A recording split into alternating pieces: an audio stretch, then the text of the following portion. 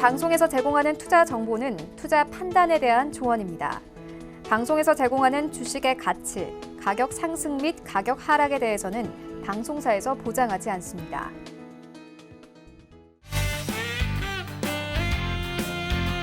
안녕하세요. 여러분들의 주식 계좌를 빵빵하게 불려드릴 주유소 1, 2부 진행의 도하나입니다. 여러분들 오늘 시장은 어떠셨나요? 날은 갈수록 더욱더 더워지고 있는데 이 불타는 날씨만큼 내 계좌도 빨갛게 물들었으면 좋겠다 하시는 여러분들을 위해서 오늘도 자세한 시장 이야기와 종목 이야기 알차게 준비했으니까 끝까지 함께 해주시기를 바라고요.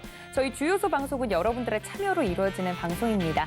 노란톡과 그리고 유튜브 채널 활짝 열어두고 기다리고 있을 테니까 언제든지 오셔서 궁금하신 사항들 물어봐 주시면 방송에 적극적으로 반영해 보도록 하겠습니다.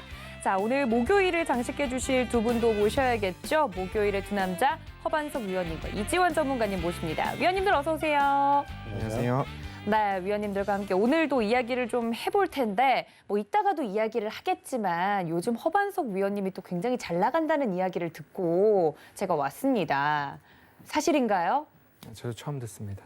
처음 들어요, 전문가님? 알고 계시면서 왜 괜히 모르는 척하세요? 요즘 방송 트렌드 그런 거 아니라니까요. 네. 알겠습니다. 시작과 동시에 괴롭혔는데 네, 이렇게 수줍게 받아치면 저만 되게 나쁜 사람이 되거든요. 자, 그리고 위원님들이 저 빼고 노란 톡방이 따로 있다는 게 이로써 확실해졌습니다. 오늘도 옷을 맞춰 입어주셨는데 저는 또 모르고 핑크색 입었잖아요, 전문가님. 제가 생각을 해봤는데요. 네. 위원님과 저는 옷이 종류가 한정적이고 남자들이 고르는 색상도 한정적인데 아나운서님은 네. 옷도 많고 네. 네, 그리고 또 저희는 뭐 다른 무기가 있다면 또 아나운서님 자리에서 또 무기가 또 뭐 날개를 달아주시고 그런 식으로 네. 뭐 예. 그러니까 나는 내가 이 옷이 무기다? 네. 알겠습니다. 이 무기로다가 오늘 방송을 열심히 찢어볼 수 있도록 노력을 하겠습니다. 자, 이렇게 포장을 급하게 해주셨는데 감사해요. 그래도 노란톡 있으면 좀 끼워주세요, 위원님. 네. 네, 알겠습니다. 자, 위원님들과 함께 오늘도 신나게 좀 시장 이야기를 할 텐데 이렇게 웃으면서 시작할 수 있는 이유가 오늘도 시장이 좋았기 때문입니다. 뭐 하루는 오르고 하루는 떨어지고 같은 날이 하루도 없는 게 이 주식시장의 매력이죠. 근데 이렇게 방향성이 좀 없고 주도주가 부재한 시장일수록 우리 시청자분들은 조금 헷갈리지 않을까 하는 생각이 듭니다. 그런 부분들을 오늘 위원님들이 좀 속 시원하게 해결을 해주실 텐데요. 오늘 위원님들의 뇌구조는 어떤 키워드로 꽉 찼을지 하나씩 짚어보도록 하겠습니다. 네, 지금 제 얼굴 옆에 나오고 있는데 실적과 공포라고 정리를 해주셨고 또 조정 vs 상승이라고도 이야기를 해주셨습니다. 조정이냐 상승이냐. 그리고 금통위에 오늘 아침에 있었던 금리 동결 이야기, 실적, 마지막으로는 계속해서 이야기가 나오고 있는 EU 탄소 국경세 이야기까지 나누어 보도록 하겠습니다. 마지막은 저희가 이제 고른 키워드고 나머지는 저희 위원님들이 정리를 해주신 키워드인데 어떻게 오늘 시장 혹은 최근 시장을 정리할 수 있는지 그리고 목요일마다 나와서 시장을 봐주고 계신데 위원님들의 시장을 보는 뷰가 바뀌었는지 뭐 이런 것도 궁금해요. 지난주에도 이야기를 해주셨고 오늘도 오신 건데 일단 하나씩 이야기를 해보면 사실 최근 시장 같은 경우는 어닝 시즌이긴 한데 어닝 이야기가 실적 이야기가 잘 드러나지 않을 정도로 다른 이야기들이 계속 시장의 다른 이슈들로 다루어지고 있어서 실적 시즌인 걸 좀 체감하지 못하겠다 하시는 분들도 많으신 것 같아요. 그 예로 근데 이제 오늘 구조 같은 경우는 실적 이야기가 두 개나 겹쳐서 실적과 공포라고 이야기를 해주셨는데 이거 허반석 위원님이 적어주신 거 맞을까요? 네, 맞습니다. 네, 실적과 공포 무슨 연관성이 있죠? 늘 이제 공포를 기회로라는 이야기를 드려서 너무 동일한 키워드를 올려드려서 약간 변형을 좀 해봤습니다. 실적이라는 키워드와 변형 기출이군요. 공포라는 키워드를 조금 하나로 합쳐봤는데요. 네. 결국엔 이제 이런 말씀을 7월 달을 시작하면서 드렸었습니다. 공포에 사도되는 기업이 있는 반면 내가 사면 공포가 되는 기업이 있는데 이 구분을 어떻게 할 것이냐가 바로 추세상 차트에 나와 있는 그 기업의 주가가 추세 저점인가 아니면 이미 고가를 갱신하고 있는가를 좀 보셔도 좋을 것 같고 또 하나의 기준점이 실적이라는 말씀을 드렸었습니다. 지금까지 좋았던 실적들을 바탕으로 주가가 우상향을 여지껏 잘 이어왔는데 지금이 피크다. 이제부터 실적이 음의 성장을 하게 된다. 마이너스 성장을 하게 된다라고 한다면 결국엔 고점에서 사면 안 되는 기업을 덜컥 시세가 붙는다고 사버리는 우를 범하게 될 수 있기 때문에 실적과 공포라는 두 가지의 단어를 좀 같이 적어 보았습니다. 그래서 실적이 피크 아웃이냐 아니면 3분기에도 4분기에도 내년에도 그리고 2023년에도 실적이 좋아질 만한 기업들 그리고 그 실적이 좋아질 만한 기술력과 모멘텀과 실적을 갖고 있는 기업들 위주로 사셔야지 공포의 그런 기업들을 조금 잡으셔도 좋겠다라는 말씀을 드렸고요. 대표적으로 2차 전지 관련주들을 말씀을 드릴 때에 네. 어마어마한 금액의 캐펙스 투자를 이루어내고 있는데 그 투자 증설된 부분들을 반영한다 하더라도 2024년도까지 생산되는 배터리를 본다면 수요가 공급을 앞지르고 있다라고 전망된 데이터들이 나오고 있어서 결국엔 이러한 기업들이 결국 공포에 사도되는 기업들이죠. 하지만 이미 주가는 여러 가지 리오프닝 그리고 코로나 회복, 경기 회복, 일상으로의 복귀 이러한 단어들로 인해서 뭐 카지노가 될 수도 있고요, 호텔이 될 수도 있고요, 뭐 여러 가지 여행이 될 수도 있고요. 이러한 부분들에 있어서 주가가 굉장히 많이 올랐음에도 불구하고 이제 더 가겠지 하고 늦기 전에 내가 여기서 사야지 했던 분들은 이번 델타 변이 바이러스 확산에 의해서 주가가 깊은 조정을 나올 때에 그 조정의 모든 마이너스 구간들을 몸으로 받아내야 되는 그러한 형국이 되기 때문에 공포라는 부분을 기회로 살리기 위해서는 실적이라는 기준을 잘 지켜야 된다라는 말씀을 드리고 싶어서 네. 공포와 실적, 실적과 공포 한번 적어봤습니다. 네. 이 공포에 사는 기업과 사면 공포가 되는 기업이 있을 수 있다라고 이번 달 캐치프라이즈로 우리 허반석 위원님께서 잡아주셨는데 역시나 요즘 잘 나가는 위원님답습니다. 알겠습니다. 네. 네, 좀 받아쳐 주실 줄 알았는데 겸손한 이미지를 계속 밀고 계시는 것 같아요. 네, 실적과 공포로 시장을 좀 이야기를 해보셨고 2차 전지 이야기가 나와서 두 분께 좀 물어볼 수 있을 것 같아요. 주도주가 없는 시장이다라는 이야기를 하는데 최근에 와서야 2차 전지가 아까 말씀해 주신 것처럼 수요가 공급을 좀 앞지르면서 2차 전지가 그러면 이제 이 시장의 주도주로서 좀 성장 동력이 될 수 있지 않을까 하는 궁금증이 많으신 분들이 좀 계시더라고요. 2차 전지에 대해서는 그럼 주도주로까지 좀 치고 올라갈 가능성이 높을까요? 뭐 소재 부품뿐만 아니라 여러 가지 관련된 2차 전지와 관련된 부분들이 요즘 흐름이 좋던데. 네, 뭐 기본적으로 딱 1년 전쯤에 제가 그런 말씀을 드렸었습니다. 코덱스 2차 전지 관련된 업종들 중에서 내가 뭔가를 사기가 어렵다라고 하면 ETF를 보셔도 준다라는 말씀을 딱 1년 전에 말씀을 드렸습니다. 2차 전지 관련된 ETF요? 네. 네. 그러면 뭐 에너지, 화학, 뭐 2차 전지 뭐 이런 식으로 ETF들이 좀 구성이 될 텐데 왜냐하면 지난해 이맘때쯤에도 2차 전지 관련된 특히 완성 배터리 업체 기준으로 주가의 상승이 어마어마하게 나왔습니다. 그런데 그때 친환경, 신재생 관련된 분야로 바이든 후보가 이제 대선 활동을 하고 있었죠. 선거 운동을 하고 있어서 거기에 포인트를 맞춰서 친환경 신재생 쪽으로의 매기가 엄청나게 몰렸었습니다. 그런데 그때마다 방송 출연할 때마다 언제 어떤 종목을 사야 됩니까? 라는 질문들이 하나씩 올라오기도 했었는데 그때 어느 종목을 뭔가 태양광, 풍력, 뭐 어느 쪽을 선택하기가 어렵다라고 하시면 차라리 에너지 ETF를 보시는 게 좋겠습니다라는 이야기를 거의 한 달에 한 번씩 해오면서 결국엔 1년 내내 한 달에 한 번씩 말씀을 드렸습니다. 그렇게 된다면 결국 20년도 7월 달부터 그리고 올해 7월까지 뭐 주가가 크게 상승을 했느냐 이런 것들을 따질 수도 있겠지만 변곡, 말 그대로 공포 국면에 직면을 했을 때 내가 한 기업을 선택하기 어려웠다면 앞으로 전 세계가 나서서 함께 한 방향으로 가고 있는 친환경, 신재생 그중에서도 2차 전지나 배터리 쪽 분야도 네. 유망했다라는 말씀을 오늘도 반복해서 드릴 수밖에 없을 것 같고요.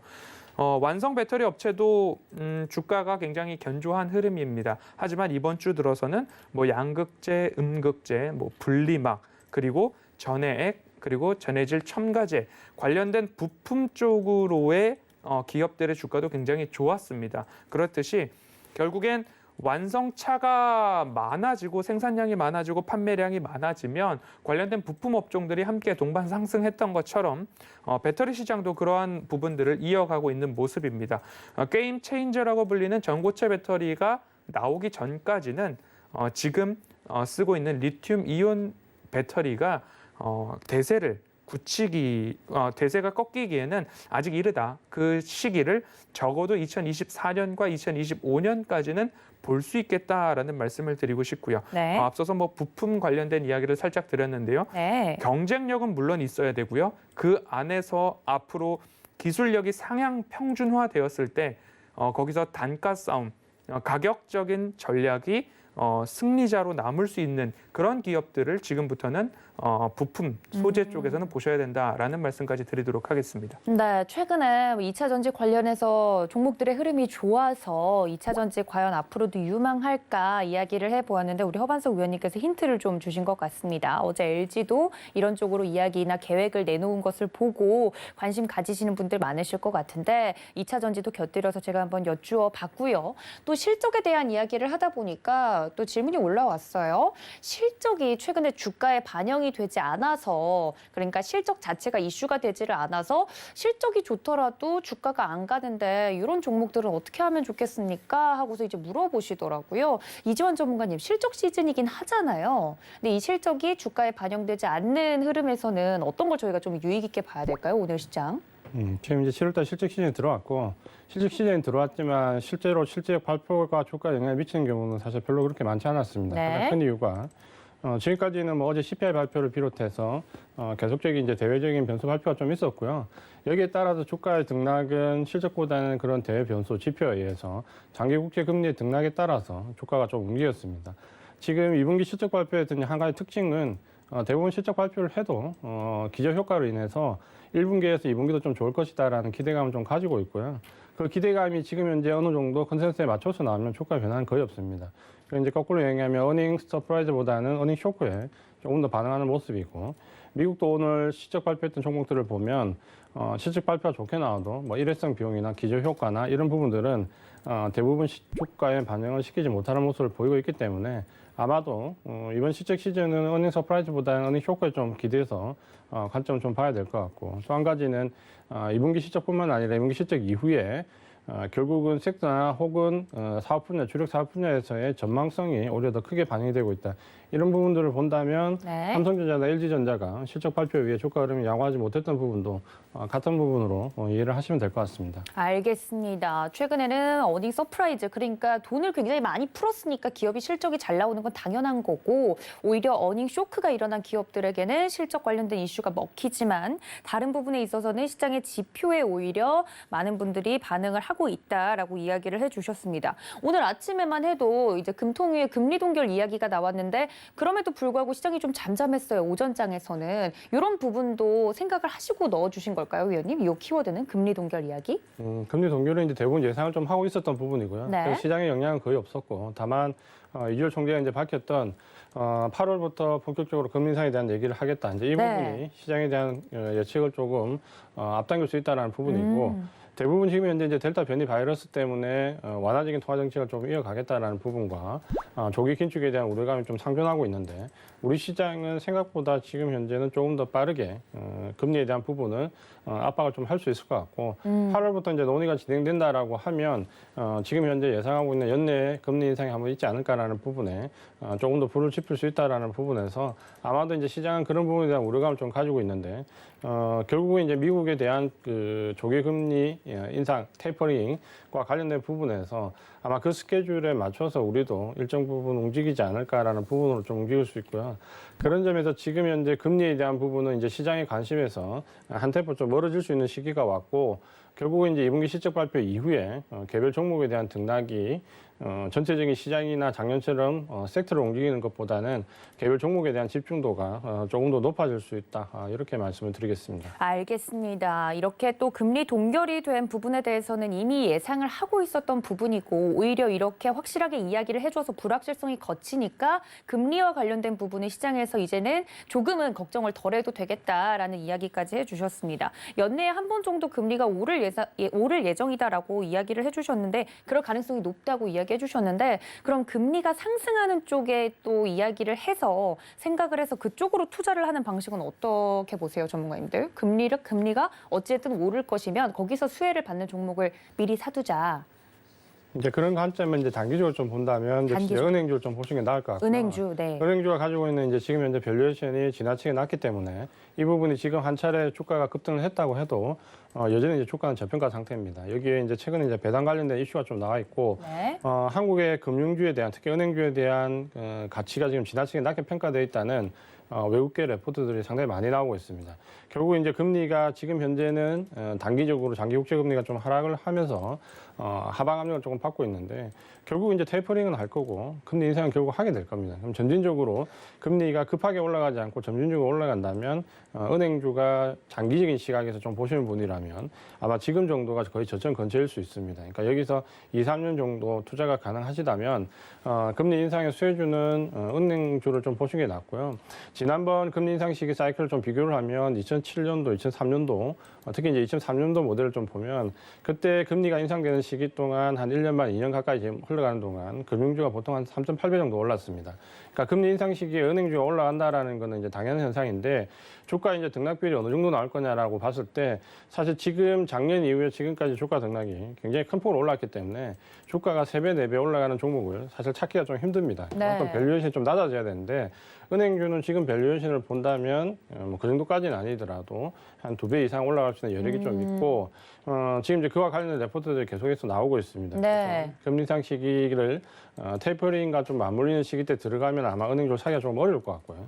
그 전에 조금 여유가 계좌에 있으신 분들은 지금부터 조금씩 은행주를 장기적으로 투자가 가능하신 분들은 가지고 가면서 배당을 받으시면서 차익도 좀 노려볼 수 있는 투자 전략으로 볼 수 있다 이렇게 말씀드리겠습니다. 네, 금리 인상이 이제는 언제 하느냐 차이인 것이지 오를 수밖에 없는 상황이기 때문에 그것을 수혜를 받을 수 있는 은행주에 대해서 우리 이지원 전문가님께서 자세하게 이야기를 해주셨습니다. 뭐 한국은행, 그러니까 우리나라는 그렇고 간밤에 이제 미국의 파월 의장 같은 경우는 물가 상승은 일시적이고 아직 금리 올릴 때 아니다라고 이야기를 해줬습니다. 이 부분에 대해서는 또 해석이 분분한데 이 부분은 어떻게 저희가 해석을 하는 게 좋을까요? 사실 우리만 금리 동결한다고 해서 문제가 아니라 미국의 영향을 받을 수밖에 없기 때문에 허 위원님 어떻게 보고 계신가요? 수급적인 측면들을 고려했을 때 미국이 먼저 금리 인상을 단행하는 것보다 국내에서 먼저 금리 인상을 단행함으로써 선제적 조치를 취하고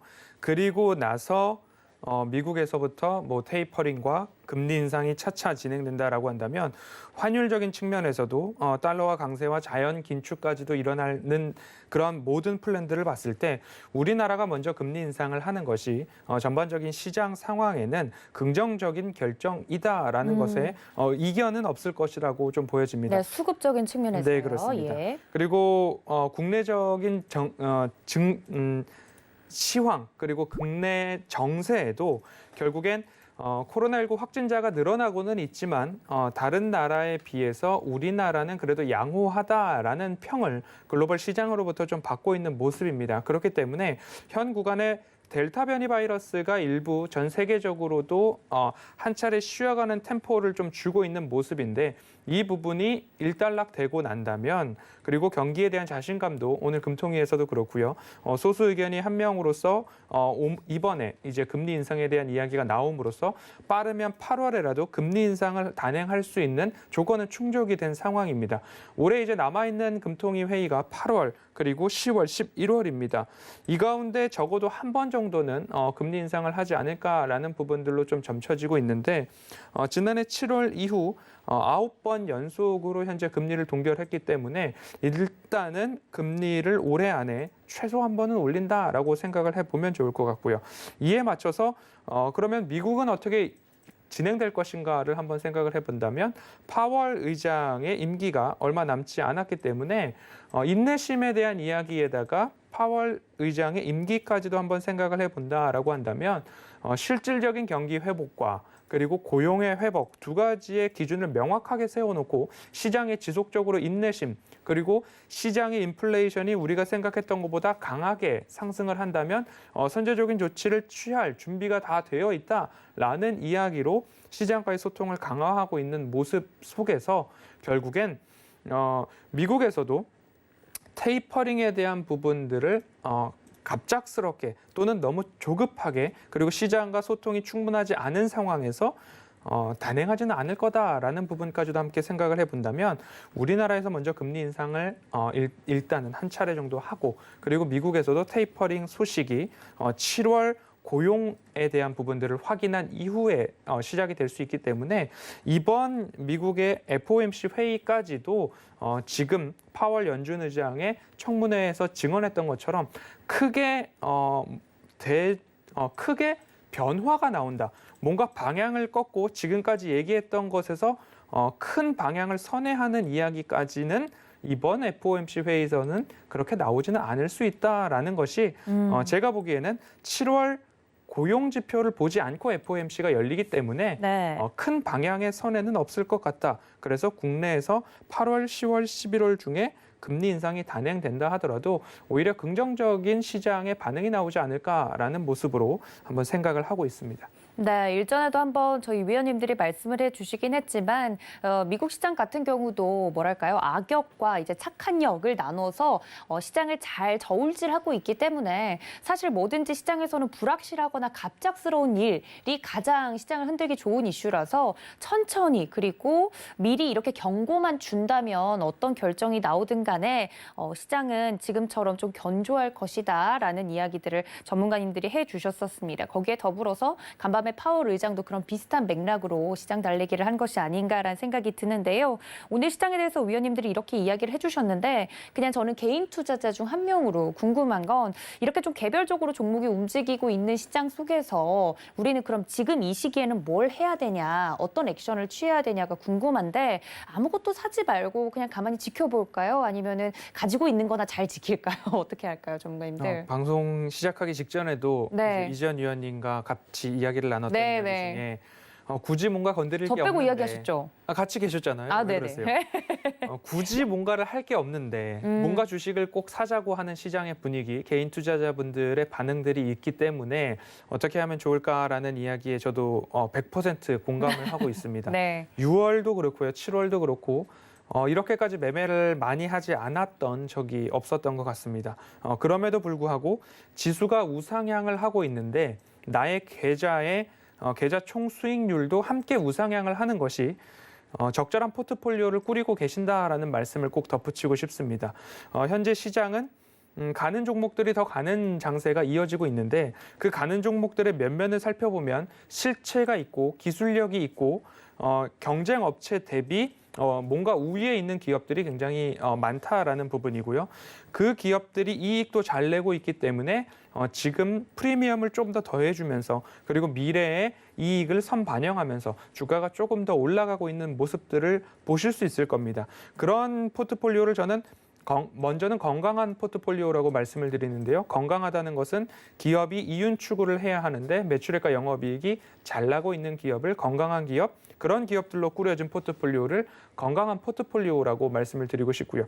그리고 시적절한 포트폴리오를 말씀을 드리고 있는데 단편적인 예로 너무 먼 미래의 이익을 기대감에 의해서 가지고 와서 주가는 이미 우상향을 했는데 그 우상향한 주가를 지키려면 실적이 뒷받침되어야 지켜주는 거지 기대감만으로는 그 주가를 1년 동안 지지할 수 없다라는 말씀을 드렸고요. 시적절하다는 것은 실적의 성과도 시적절하게 나와주고 현 구간에서 지금이 경기 민감주를 볼 땐가 경기 방어주를 볼 땐가 소비주를 볼 땐가 유통주를 볼 땐가 어떤 섹터를 바라볼 것인가에 따라서 시적절한 섹터가 분명히 있다라는 부분들 두 가지를 말씀을 드려보고 있습니다. 네. 그래서 지수가 신고가를 갱신해 나가고 있고 우상향 추세를 이어가고 있다면 우리들의 계좌도 결국엔 수익률이 우상향하고 있어야 정상적이고 건강하고 적절한 포트폴리오다. 그것을 한번 생각을 해보셔서 계좌를 열어보시고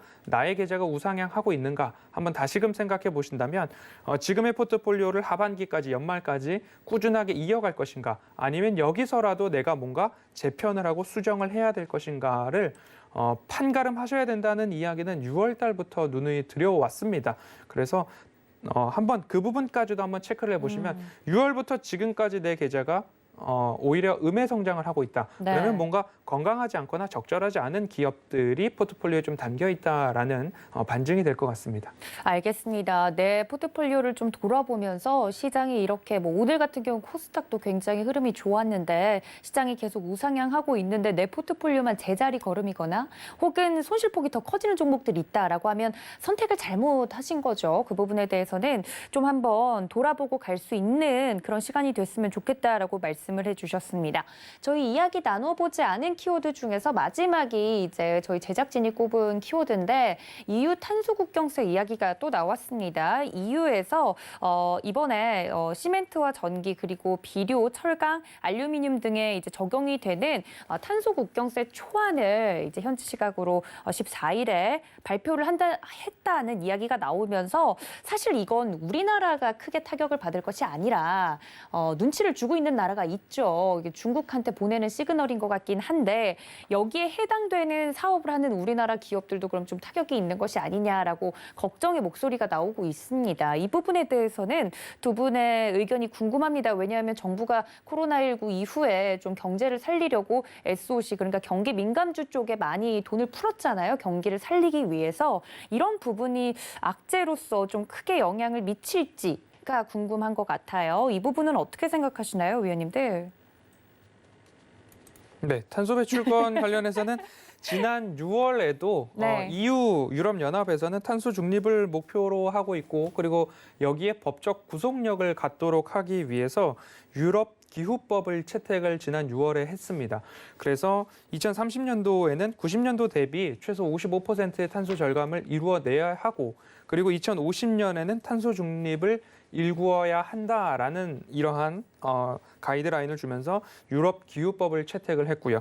그리고 전기, 비료, 철강, 알루미늄 분야에 있어서 탄소 국경세를 도입을 하겠다라는 이야기가 시장에 이제 돌고 있고 이에 따라서 이제 한 가지 우려되는 부분들은 이것이 오히려 무역 장벽의 역할을 하는 것이 아닐까에 대한 우려가 표명되기도 하고 있습니다. 하지만 전 세계가 이 부분으로 향하고 있는 와중이고 여기에서 먼저 선제적으로 EU 같은 경우에는 탄소 중립 그리고 친환경, 신재생에 대한 입법화를 어느 나라보다 조금 더 빠르게 이어가고 있는 모습입니다. 제가 헤드라인 위주로 조금 뉴스를 보면서 스킵을 한 것 중에서 기억나는 것 중에 하나는 네. 모든 도로에 150km마다 수소 충전소인가요? 전기 충전소를 이제 설치를 하겠다라는 뉴스도 최근에 유럽, EU 중심으로 좀 나왔던 모습들이었는데요. 이러한 것들을 봤을 때 피할 수는 없지만 이것이 오히려 어떻게 본다면 뭔가 무기화된다 또는 무역 분쟁을 일으키는 요소로 작용하기까지 그렇게 확산만 안 되면 조금 괜찮지 않을까 싶은 모습입니다. 하지만 이것이 어떻게 본다면 무역 장벽 아니면 무기, 도구로 조금 비화된다면 이 부분은 어떻게 보면 미국이나 중국, G2나 G7에서 또 다른 가이드라인을 가지고서 조금 조정을 해 나갈 수도 있지 않을까라는 생각이 들고요. 우리나라도 이제 막 전해지고 있는 모습들이기 때문에 이러한 법안 내용들을 잘 살펴보면서 대응을 설립을 하겠다. 그리고 기업들에 있어서 피해가 없도록 하겠다라는 이야기가 나오고 있는데 이 부분에 있어서도 늦지 않는 대응들이 선제적으로 좀 이루어져야 된다라고 좀 보여지는데 아직 뭐 바로 이루어지는 부분들이 또 아니니까 너무 각 기업들의 즉각적인 타격을 주지는 않겠다라는 모습들로 좀 보고 있습니다. 알겠습니다. 관련돼서 허반석 위원님께서 이야기를 좀 자세하게 해주셨는데 사실 저는 개인적으로 헷갈리는 게 이게 친환경과 관련된 이슈잖아요. 이제는 친환경이 뭐 북극곰이 살 곳이 없어요. 이런 두리뭉술한 이야기가 아니라 진짜로 환경을 오염시키면 돈으로 혼내줄 거야 라는 이야기들이 전 세계에서 이제 의제로 모아지고 실행이 되고 있는 건데 그럼 친환경 쪽으로 이제 내가 투자를 하고 싶으면 당장 수소차나 전기차를 만드는 기업에 투자를 하면 좋을지 아니면 지금 추가적으로 나온 기사에 따르면 이렇게 탄소 비용을 부과하기로 하면서 탄소 배출권을 포함한 원자재 시장 가격이 또 오를 것으로 예상이 돼서 원자재와 관련된 상품들도 굉장히 많잖아요. 이런 곳에 투자하는 게 좋을지 어느 부분에 친환경은 좀 방점을 찍고 지금은 보는 게 좋겠습니까, 위원님들? 친환경 관련 뭐 말씀하실 거 있으세요? 그러니까 뭐 많이 올랐습니다. 아, 네. 그래서 아까 이제 에너지 ETF 말씀을 드릴 때에도 그랬지만 네. 많이 올랐을 때 제가 무엇을 사야 될까요?라고 하면 차라리 ETF를 사셔서 장기적으로 묻어두시는 것도 한 가지의 방법이 관련된 아닐까라고 ETF를. 말씀을 좀 드렸었고요. 네. 뭔가 한 기업을 선택해서 나는 장기 투자를 하겠다라고 하시면 공포의 2차 전지 섹터 사시라고도 3달, 4달 전에도 좀 말씀을 드려왔었고요. 예. 이제 다시 한번 신고가를 갱신하는 와중에 무엇을 사야 될까요? 라고 말씀을 하신다면 부품도 그렇고요. 양극재, 음극재, 분리막, 그리고 전해질 첨가제, 그리고 완성 배터리 업체 라인업을 쫙 한번 열어놓으시고요. 그중에 1위 기업이 어디인가를 한번 살펴보셨으면 좋겠습니다. 그 1위 기업을 한 가지씩 또는 두 가지씩 꼽아보신 다음에 그 기업들이 깊은 조정을 보일 때에 나는 분할로 매수를 해야지라는 굳은 결심을 좀 해놓으십시오. 그 굳은 결심을 해놓으시고 공포가 찾아오면 꼭 매수를 해보십시오. 그리고 매수를 하실 때에는 적어도 1년 정도는 가져가겠다라는 마음을 가지고 가져가시면 좋을 것 같은데 이 이야기를 매달 또는 매월 그리고 매 분기 또 드릴 수도 있을 것 같습니다. 하지만 2022년, 2023년 게임 체인저가 중간중간 나온다라고 한다면 전고체 배터리가 나오면 분리막 관련해 가지고는 현재 리튬이온 배터리에 들어가는 분리막은 전고체 배터리에 적용이 되지 않을 수 있습니다. 그렇기 때문에 그렇게 어떻게 이 산업과 시장이 바뀌어가는가에 대한 포인트도 좀 중요할 것 같고요. 1위 기업을 보라고 말씀을 드린 이유는 거기에서 기술 혁신이 더 빨리 나올 수 있기 때문에 1위 기업을 좀 보자라고 말씀을 좀 드렸습니다. 그렇기 네. 때문에 각 분야마다 1위 기업 그리고 그 기업이 기술 혁신을 얼마나 이루어가고 있는가 그런 것들을 한 번씩 따져보시면서 지금은 매수할 때가 아니라 깊은 조정이 나왔을 때 매수를 나는 기필코 하겠다라는 그런 굳은 결심을 어디다가 좀 적어 놓으시면 향후 투자에 도움이 되지 않을까 말씀을 드려보겠습니다. 알겠습니다. 친환경과 관련돼서 어떻게 하면 좋을지 투자 전략을 이야기를 해주셨습니다. 제가 위원님들 너무 괴롭히는 것 같네요. 마지막으로 하나만 물어볼게요. 위원님들 물어봐도 되나요? 네. 아니 지금 두 분께서 계속 이제 시장에 대한 전략을 이야기를 해주실 때 지금은 뭔가 적극적인 액션보다는 좀 관망하는 것이 유효하다라고 말씀을 해주시는 것 같아요. 그러면 수익 중이긴 한데 수익이 극대화되지 않는 종목에 대해서는 지금 그냥 매도를 하고 현금으로 가지고 가는 게 더 유효할까요? 그 부분은 어떻게 보세요? 포트폴리오 전략상? 만약에 지금 현재 이제 포트폴리오 전략을 좀 짜신다면 네. 현금을 많이 들고 있는 게 지금 가장 유리할 것 같고요. 시장에 대한 이제 방어적인 기능도 있겠지만 지금 현재 이제 딱히 주도주가 없지 않습니까? 네. 지금 이제 우리가 그동안 어떻게 보면 경기 관련된 종목 중에 연초에 좀 이끌어왔고 이후에 금리가 좀 인하되면서 IT 관련된 종목들이 또 반등을 줬는데 서로 어떻게 보면 이제 순환매적 가념으로 돌고 도는 모습을 보였기 때문에 지수는 올라와도 이 지수는 선물로 관련되어 있는 프로그램 물량으로 많이 들어올렸고 실제적으로 종목의 등락은 추세적으로 이어진다기보다는 거의 단발성 순환매거든요.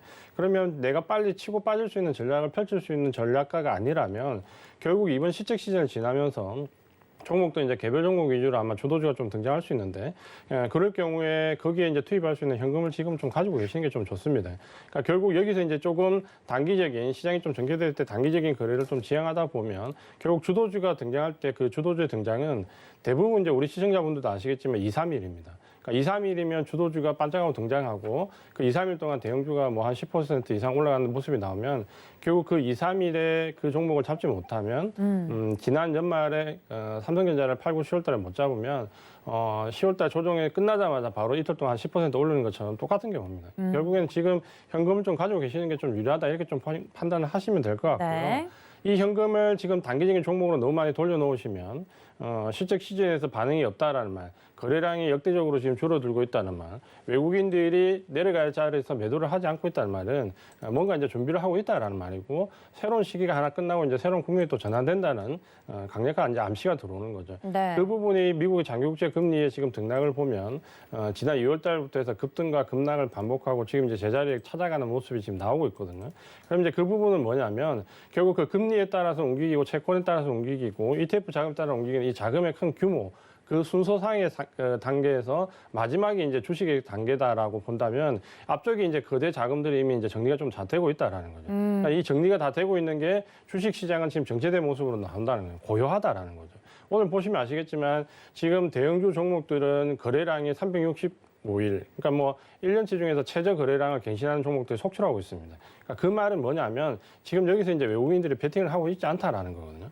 그러니까 프로그램 물량에 의해서 등락의 잔파도를 쫓아다니면 결국 이제 진짜 등락이 나올 때 그 종목을 놓치게 되는 거죠. 왜? 내 포트는 지금 다른 종목도 채워져 있기 때문에 하루 이틀 정도 망설이면 이제 놓치게 되는 거죠. 그래서 주도주라는 개념을 좀 가지고 있고 중장기적인 투자를 좀 생각을 하신다면 지금은 현금을 많이 가지고 계시는 게 유리하다라고 말씀을 드리겠습니다. 맞습니다. 주도주에 이제 보통 개인 투자자분들은 외국인과 기관 같이 큰 수급들이 만들어 놓은 파도에 이제 보통 후발주자로 주도주를 따라잡는 경우가 많은데 그것도 현금이 있어야 가능한 부분이다라고 이야기를 해주시면서 주도주가 없는 시장에서는 적극적으로 좀 현금화 전략도 어느 정도 필요하다는 말씀까지 전해드렸습니다. 자, 이렇게 위원님들 뇌구조까지 만나봤는데요. 우리 시청자님들의 이제 뇌구조도 만나보면 좋을 것 같습니다. 어떤 키워드들로 채워져 있는지 함께 보면요. 네, 철강주 여쭤보신 분도 계시고요. 경기 민감주, K스탑 운동, 그리고 코로나 치료제, 증시 조정까지 키워드가 정리가 됐습니다. 좀 눈에 띄는 키워드가 있죠. K스탑 운동인데요. 저도 좀 생소해서 찾아보니 한국주식투자연합회 이하 한투연이 한국판 게임스탑 운동으로 불리는 K스탑 운동에 나섰다라는 이야기입니다. 뭐 미국의 이제 게임스탑 운동을 다들 기억들 하실 거예요. 개인 투자자들의 힘을 무시하지 말라라고 하면서 콕 집어넣은 종목으로 이제 뭐랄까요? 총 공격에 들어간 거죠. 매수를 해서 주가를 이렇게 한껏 띄우는 그런 움직임인 것 같은데 이제 국내에서도 그런 운동이 일어나나 봐요. 그래서 오늘 또 표적이 됐던 종목이 주가가 굉장히 가파르게 오르는 모습들. 사실 예전에는 기관이나 외국인의 흐름에 개인 투자자들이 좀 이끌려 다니는 모습이 강해서 개인 투자자들의 수급은 너무 힘이 약하다라는 것이 이제 시장에 약간 통용되던 이야기였는데 동학 개미 운동이 일어난 뒤에는 개인들도 뭉치면 뭉칠 수 있다. 뭐 이런 이야기들이 나오고 있는 것 같아요. 그래서 오늘 K스탑 운동까지 좀 그 흐름이 이어진 것 같은데 뭐 현행 공매도 제도나 시스템 등을 개혁해야 된다. 뭐 이런 이야기들을 하고 있는 것 같아요. 위원님들 의견도 좀 궁금합니다. 이 부분에 대해서는 어떻게 보셨어요? 흥미롭게 보셨나요? 워낙 일찍 이 공매도 K스탑 이야기가 나오는 바람에 종목은 HLB였죠. HLB의 주가가 이제 장 시작하고 머지않아서 9시 30분을 9시 26분경을 최저점으로 해서 그 이후부터 이제 오르기 시작을 합니다. 그리고 뉴스가 확대 재생산되기 시작을 하겠죠. 그러면서 뭐 매수세가 많이들 들어왔습니다. 많이들 들어왔고 오늘 수급을 좀 보면 개인이 샀습니다. 연기금이 좀 샀습니다. 그리고 나머지는 다 매도했습니다. 개인들이 정말로 많이들 사고 팔고 했는데 결국 최종적인 수급에 있어서는 개인이 순매수를 강하게 기록하는 날이 좀 되었고요. 3시 정도 되면 본격적으로 매수 가담을 할 수 있다라고까지도 기사가 나오기 시작을 했습니다. 저도 장중에 3시에 과연 어떤 주가 흐름이 나올까라는 모습들을 좀 지켜봤는데요. 장중 고가가 43,000원으로서 장중에 약 22%까지 좀 올랐습니다. 오른 이후에 조금 조정이 나왔고 그 고가를 찍었을 때가 2시경이었습니다. 그 정도 되면 이제 3시 되면 상한가 갈까? 라는 부분에 있어서 사람들의 시선이 조금 더 쏠렸겠죠. 약속의 3시가 되었습니다. 약속의 3시가 되니까 올라가기는커녕 주가가 속절없이 빠져버렸습니다. 거래량을 터뜨리면서 조금 매도세가 나왔는데요. 오늘 공매도 주 세력들은 공매도를 상환을 했을지 아니면 공매도의 기회다 생각해서 조금 더 매도세를 높였을지 어떻게 대응을 했을지도 궁금해지는 그런 모습이었습니다. 장중에.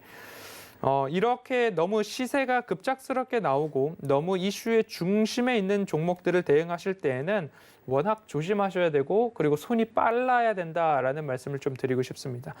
오늘 혹 HLB를 매수하셔서 지금도 보유 중이다라고 하시면 오늘 고가가 43,000원이네요. 오늘 고가를 기준으로 43,000원에 매수 단가가 있으신 분들이 꼭 있으시더라고요. 종목 상담을 하면 전화도 주시고요. 43,000원에 매수하셨던 분들이라도 손절은 당장에는 좀 참아보자라는 말씀을 드리고 싶습니다. 굳이 여기서 내린다 하더라도 32,500원이 좀 될 것 같은데요. 너무 시세의 중심에 있었기 때문에 다시 한번 시세가 또 나올 수도 있다라는 기대감도 있겠지만 이제는 다시 이성적으로 HLB라는 기업에 대해서 다시 한번 생각을 해봤으면 좋겠습니다. 자회사 이뮤노믹 테라퓨틱스에서 뇌종양 교모세포종 임상 2상이 진행 중이고요. 그리고 표적 항암제라고 불리는 라보세라닙이 마찬가지로 임상 2상 결과가 상반기에는 나오지 않을까라고 다들 기대하고 기다리는 중이죠. 그리고 라보세라니까 캄넬리주맙이라고 하는 간암 글로벌 3상에 있어서 피시험자의 95% 정도를 이미 다 모집을 했다라는 이야기는 지난 3월부터 뉴스로 회자되고 있었습니다. 그렇기 때문에 이 기업이 본연에 하고 있는 일들의 성과가 언제 나올 것인가에 대한 기대감은 정말 고조되고 있는 그런 모습입니다. 지난 3월 중순만 하더라도 관련된 기대감으로 주가가 좀 상승을 했습니다. 그렇다라고 한다면 다시 이 기업의 본연의 성과가 언제 나올까를 기다려보는 구간이지 지금 내가 이 기업을 가지고서 단타를 쳐가지고 뭔가를 하겠다라고 해서 43,000원에 덜컥 매수를 했다면 지금은 손절할 자리는 아닌 것 같다. 다시 비중이 너무 크지 않으시다면 20% 내외에서 추가적으로 좀 매수를 하셔가지고 매수 손익분기점 위까지 올라올 때까지는 버텨보는 구간이지 손절할 자리는 아닌 것 같다라고 이제는 다시 이성적으로 기업의 본연의 가치를 한 번쯤 되새겨보면 내가 단타에 실패했으니 손절을 할까라고 자책하기보다는 네. 기업에 대해서 스터디를 한번 해보시는 기회가 될 수도 있지 않을까 말씀드려보겠습니다. 네, 그래도 이 표적이 됐던 HLB가 그 기업 자체만으로 봤을 때 그렇게 재무제표나 이런 상태가 나쁜 기업이 아니라서 다행이라는 생각이 조금 드는 것 같아요. 이제 엉뚱한 좀 기업에 물렸거나 이러면 이번 기회에 좀 이성을 잃고 들어갔다가 크게 좀 고생하셨을 수도 있었을 것 같은데. 저는 잠깐 이제 그 얘기를 좀 하고 네, 가셔야 될 네. 것 같은데 혹시 시청자분들 좀 착각하실 수 있을 것 같아요. 예. 지금 이제 미국의 게임스탑과 관련된 부분에 나왔을 때 지금 상당 부분 이제 주가 조작 혐의로 지금 조사를 받고 있습니다. 뭐냐면 순수한 의도를 가지고 좀 전에 이제 허만수 의원님 말씀하셨죠. 이성적인 판단을 좀 해야 된다는 부분이 저도 이제 그 생각에 동의하는데 지금 이제 게임스탑과 미국의 관련 레딧과 관련된 부분에서 상당 부분이 이제 주가 조작 혐의로 지금 조사를 받고 있는데 그 부분이 이제 순수하게 개인에 대한 어떤 개인들의 세력화를 통한 주가 정상화 찾는 개념이면 되지만 HLB 같은 경우 지금 보시면은 3년 연속 적자에 이제 올해까지 4년 연속 적자가 되면 상당히 위태로워지는 구간이고 임상과 관련된 부분에서 여러 가지 잡음이 많이 있었습니다. 그러니까 오늘 지금 현재 개인들이 또 대거 차익 실현 물을 하고 나왔는데 이게 왜 문제가 되냐면 결국은 이렇게 공포를 하고 개인들을 이 종목을 몰아가는 것은 어쩌면 이제 나중에 우리도 누군가의 차익 실현 물량이 나왔다라고 하면 주가 조작에 대한 부분을 반드시 좀 되짚어 볼 필요가 있고 또 한 가지는 지금 현재 이 종목에 접근했을 때 우리가 우려하는 공매도라든지 이 대차 잔고가 늘어나는 부분이 정상적인 패턴으로 들어왔다라면 예를 든다면 오늘 같으면 거래량이 늘어나면서 개인들이 차익 실현할 때 대차 잔고가 대거 늘어났거든요. 그러면 지금 이제 오늘 이 주가가 위쪽으로 치고 올라올 때 누군가는 또다시 이걸 공매도의 기회로 또 삼을 수 있다라는 거는 자칫 잘못하면 여기에 대해서 순수한 의도를 가지고 참가했던 개인 투자자분들께서 고점에 물리는 효과를 내거든요. 그러면 오늘 만약에 이런 운동의 효과로 인해서 대차 잔고가 감소를 하고 공매도가 많이 줄었다라면 또 다행스러운 부분이 되겠지만 오늘 보면 대차 잔고가 지금 저녁 때 나온 데이터로 보면 40만 건 이상 나오면서 대차 잔고가 큰 폭으로 늘었습니다. 그러니까 대차 잔고가 늘었다라는 거는 잠재적인 이제 공매도 물량이 또 대기를 하고 있다라는 거거든요. 그러면 이 주가가 오늘 만약에 예를 들어서 윗골을 달고 내일 상승하고 모레 상승하면 오늘 대차 잔고에 들어왔던 잠재적인 공매도 물량이 또 고점에서 나온다라는 얘기거든요. 그럼 이 공매도를 대차 잔고가 늘어난 부분을 알고 공매도 맞을 걸 알고 개인들이 계속 이쪽에 세력화돼서 들어가는 부분은 순수한 의도를 갖고 들어가시는 분들한테는 아마 계제가 좀 치명적일 수 있습니다. 그러니까 이 부분을 꼭 생각을 하시면서 네. 좀 전에 허반수 의원님 말씀하신 것처럼 이성적인 판단으로 접근을 좀 하셨으면 좋겠습니다. 맞습니다. 또 관련해서 그냥 HLB를 순수하게 또 매수 매도를 통해서 투자를 하고 계셨던 투자자분들이 또 엉뚱하게 피해를 받을 수도 있는 부분이고 관련돼서 이제 시장의 열기가 갑자기 과열돼서 너 잘못된 선택으로 들어가셔서 또 고생할 수 있는 부분들이 있기 때문에 이 부분에 대해서는 돈과 관련된 부분이니까 여러분들이 이성적인 판단을 꼭 하시고 접근을 하셔야 된다는 점까지 이야기를 생각을 해주셨으면 좋겠습니다. 자, 저희 그렇다면 애프터스탁으로 좀 넘어가서 위원님들의 다음 스텝 어디 쪽을 보고 계신지도 좀 여쭈어 보도록 하겠습니다. 먼저 허반석 위원님 내일장 주목할 업종 어디 쪽 보고 계십니까? 저는 상승이 나올 때까지 유통에 대해서 말씀을 좀 드리고 있는데요. 네. 지난주에 저희가 추가적인 매수를 하자라고 말씀을 드렸던 종목이 이마트입니다. 이마트에 대해서 말씀을 드렸고 비중을 10% 확대를 했죠. 비중 확대를 한 이후에 추가 상승이 그래도 다행히 오늘까지도 좀 나와 주었습니다.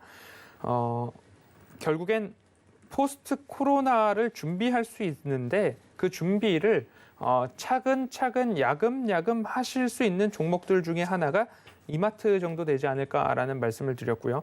신세계 같은 경우에도 휴젤 인수와 관련된 부분들이 일단락되면서 다시 한번 주가가 자리를 잡아간다라고 한다면 동일한 효과가 나올 수 있을 것 같고요.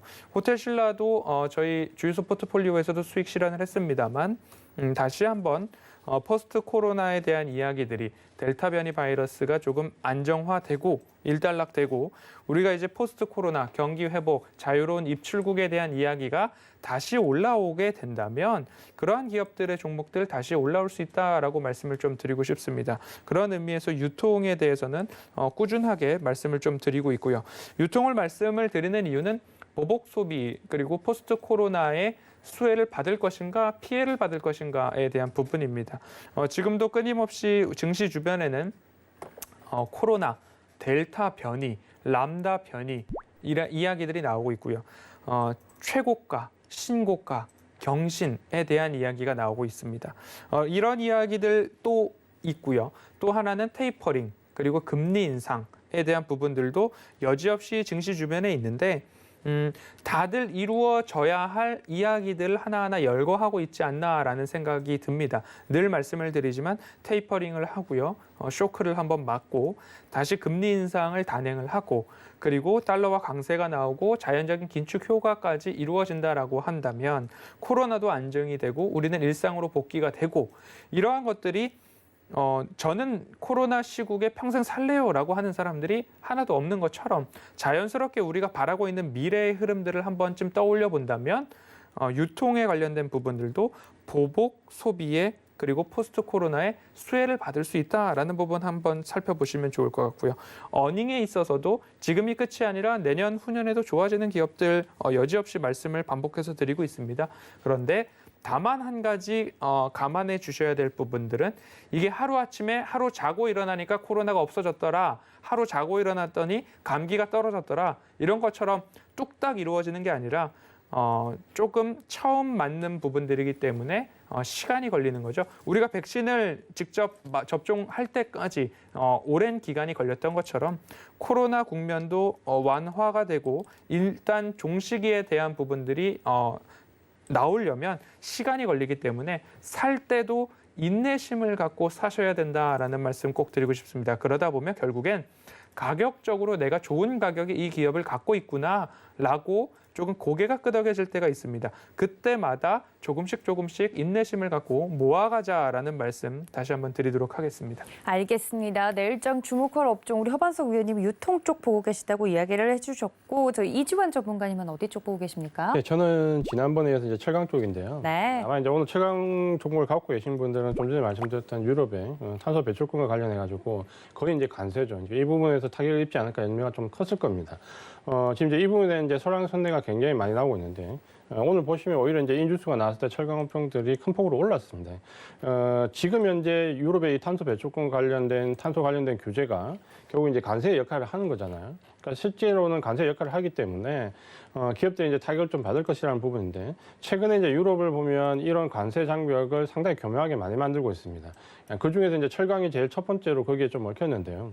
가장 첫 번째 이제 부분을 좀 본다면 유럽이 트럼프 정부 때 미국과 철강과 관련된 부분에서 트러블이 일어나면서 트럼프와 트럼프 정부에서 관세를 크게 맞았습니다. 그러니까 이 부분을 보호하기 위해서 유럽은 또다시 이제 철강 관련된 부분 세이프가드를 발동해서 아시아 쪽에 있는 국가들의 관세를 대폭 올려버렸습니다. 그러니까 이 부분에 대한 집중적으로 견제를 좀 받았는데 지금 현재 이제 유럽의 행태를 좀 보면 사실 바이든 정부가 들어오면서 이 부분 대부분 유럽과는 이제 해결이 되는 모양이고 특히 철강 관련된 규제는 대부분 풀기로 합의를 했습니다. 근데 유럽 같은 경우는 미국과의 트러블이 풀렸는데 불구하고 이 세이프가드 철강 쪽에 대해서 풀지 않거든요.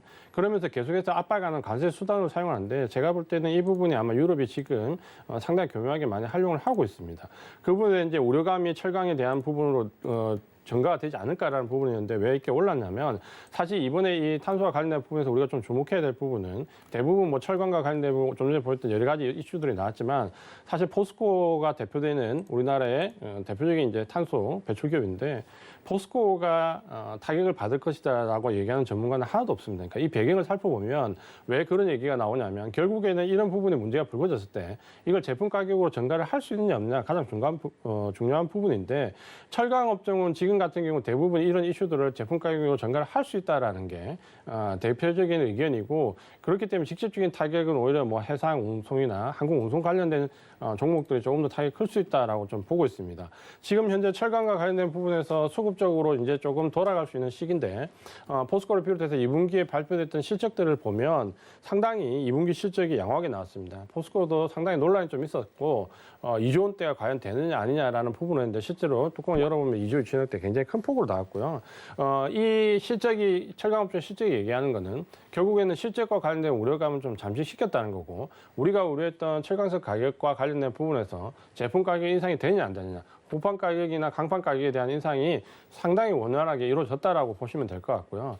우리가 중국과 관련된 부분에서 우려해서 급하게 조정을 받았는데 실제 뚜껑을 열어보니까 중국은 사실 우리의 직접적인 영향을 줄 수 있는 상황이 아니었습니다. 오히려 자국의 지금 철강업계를 보호한다는 보다는 수요를 지금 따라가지 못하는 공급이 있기 때문에 오히려 수출을 막는 형태를 좀 보였고요. 그 부분은 지금 이제 유럽도 마찬가지라고 보입니다. 그러면 오히려 뭐 철강업종에 대한 규제 오히려 지금은 수출을 받아야 되는 상황인데 지금 역으로 나온다는 거죠. 그러니까 이런 부분들이 모순인데 결국 이 부분은 제가 봤을 때 2분기 실적에서 3분기 실적으로 넘어가는 시점에서 아마도 이런 부분에 대한 부분이 정리가 좀 될 것 같습니다. 그러면 중국발 리스크에 대한 하락이나 유럽의 세이프가드에 대한 부분은 제가 봤을 때 그렇게 철강에 대한 업종에 대한 실적에 영향을 주지 않는다라고 좀 보여지고요. 이런 부분들이 이제 시장에 어느 정도 2분기 실적이 발표가 되면서 외국인들의 수급이 바뀌었거든요.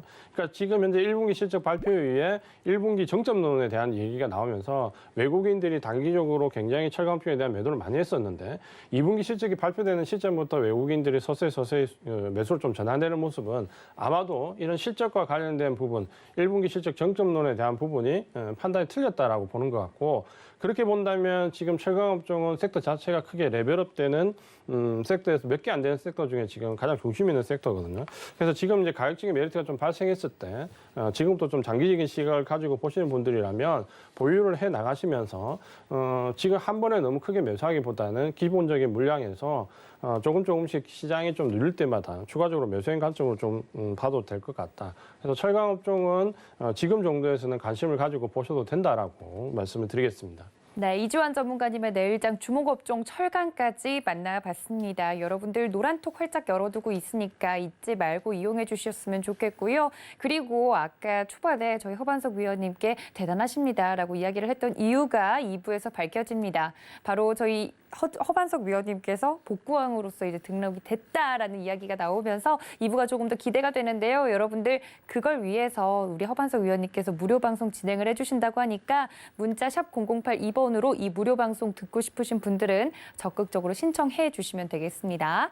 또 본 방송에서 제공해 드린 정보는요. 투자 판단에 대한 조언일 뿐 해당 주식의 가치나 수익률을 보장하고 있지는 않다는 점까지 알려드리면서 2부에 저희 복구왕과 함께 다시 돌아오도록 하겠습니다. 채널 고정.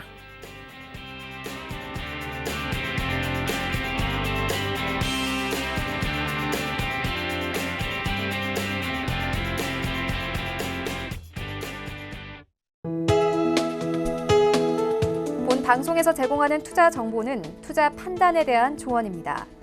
방송에서 제공하는 주식의 가치, 가격 상승 및 가격 하락에 대해서는 방송사에서 보장하지 않습니다.